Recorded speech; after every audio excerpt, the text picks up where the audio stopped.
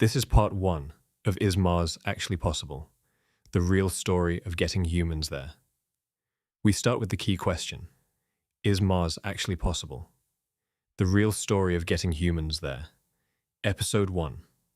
How far is Mars really? Mars is close enough to dream about, and far enough to break most mission plans. Before we get into rockets, habitats, or life support, we need to sort out something that most coverage gets badly wrong. Just how far away Mars actually is. This is episode 1 of Is Mars Actually Possible? A series taking an honest, grounded look at what it would really take to put humans on Mars. No cheerleading, no doom, just the actual picture.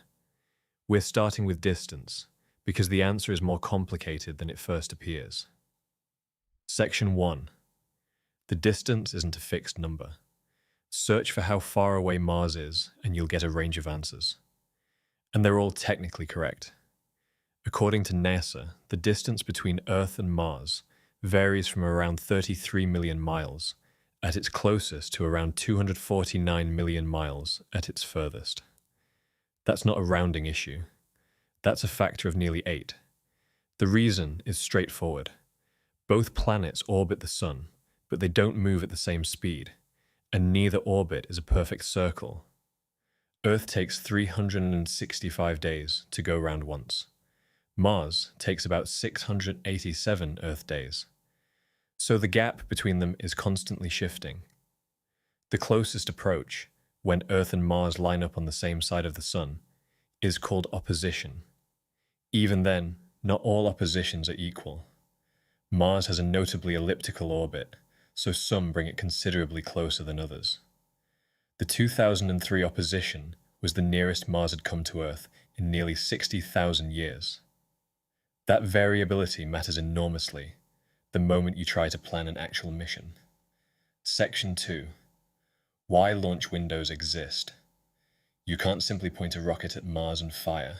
By the time your spacecraft gets there, Mars has moved on. You have to aim for where it's going to be, not where it is right now.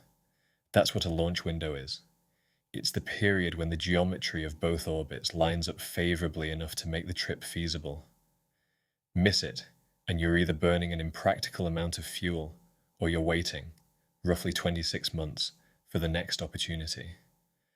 The most fuel-efficient path is called a Hohmann transfer orbit.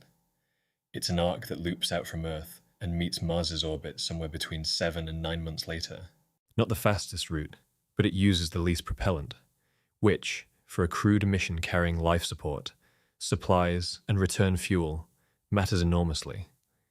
There's a catch. Those windows only open every 26 months or so, and the return window carries the same constraint. A crewed mission to Mars isn't a trip you can cut short on a whim. You launch, you arrive, and then you wait for the geometry to favor a return. Current planning figures suggest crews could spend something in the region of 18 months on the Martian surface before that window opens. Factor in the transit time each way, and you're looking at a total mission duration of roughly 2.5 to 3 years. That's the baseline, not a pessimistic scenario. The baseline. Section 3. What distance does to communications? Here's something else.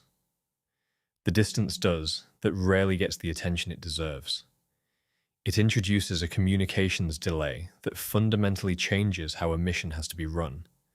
Radio signals travel at the speed of light, and even so, at average distances, a transmission from Earth takes somewhere between 3 and 22 minutes to reach Mars.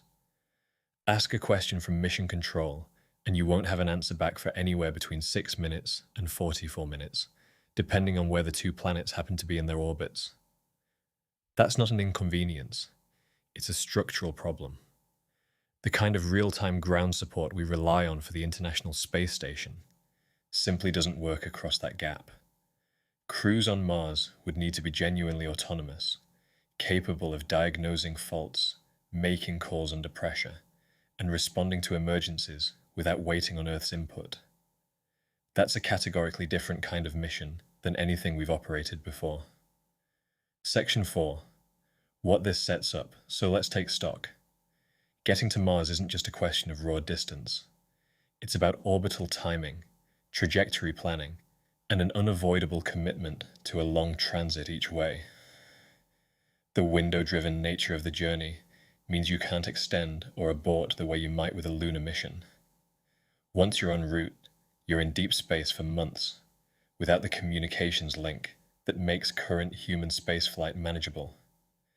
NASA's publicly stated goal is to land humans on Mars at some point in the coming decades, though specific timelines remain subject to budget, political will, and technical progress. Programs like CHAPEA, NASA's analog mission simulating Mars surface conditions, are part of the preparation work happening right now, here on Earth.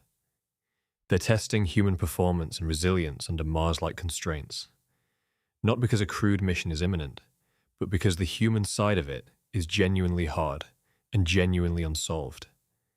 Which brings us neatly to what comes next.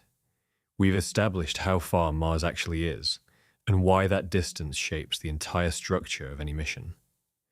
But 6 to 9 months in deep space isn't just a scheduling problem, it's a medical one. What does that kind of journey do to the human body? That's episode 2. If this series is useful to you, subscribe and you'll get each episode as it lands. No algorithm games, just the next part of the story. That is part 1 of Is Mars Actually Possible? The real story of getting humans there. In part 2, we explore the next key question. Subscribe so you do not miss it.